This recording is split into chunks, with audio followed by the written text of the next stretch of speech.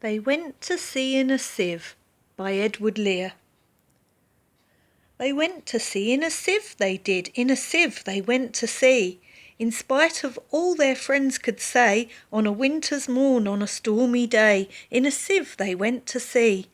And when the sieve turned round and round, and everyone cried, "You'll all be drowned," they cried aloud, "Our sieve ain't big, but we don't care a button, we don't care a fig, in a sieve we'll go to sea." Far and few are the lands where the Jumblies live. Their heads are green and their hands are blue, and they went to sea in a sieve.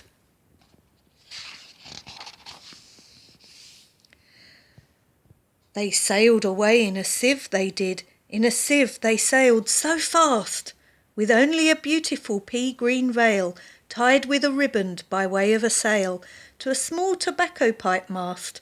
And everyone said who saw them go, "Oh, won't they be soon upset, you know, for the sky is dark and the voyage is long, and happen what may, it's extremely wrong in a sieve to sail so fast." The water it soon came in, it did, the water it soon came in. So to keep them dry they wrapped their feet in a pinky paper all folded neat, and they fastened it down with a pin. And they passed the night in a crockery jar, and each of them said, "How wise we are! Though the sky be dark and the voyage be long, yet we never can think we were rash or wrong, while round in our sieve we spin."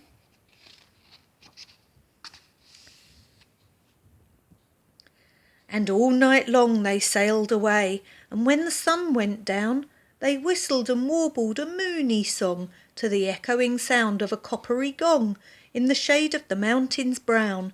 "O Timballo, how happy we are when we live in a sieve and a crockery jar, and all night long in the moonlight pale we sail away in a pea-green veil in the shade of the mountains brown." They sailed to the western sea, they did, to a land all covered with trees, and they bought an owl and a useful cart, and a pound of rice and a cranberry tart, and a hive of silvery bees, and they bought a pig and some green jackdaws, and a lovely monkey with lollipop paws, and 40 bottles of Ringbo Ree, and no end of Stilton cheese. And in 20 years they all came back, in 20 years or more, and everyone said, "How tall they've grown, for they've been to the lakes and the torrible zone and the hills of the Chankly Bore." And they drank their health and gave them a feast of dumplings made of beautiful yeast, and everyone said, "If only we live, we too will go to sea in a sieve to the hills of the Chankly Bore." Far and few are the lands where the Jumblies live. Their heads are green and their hands are blue, and they went to sea in a sieve.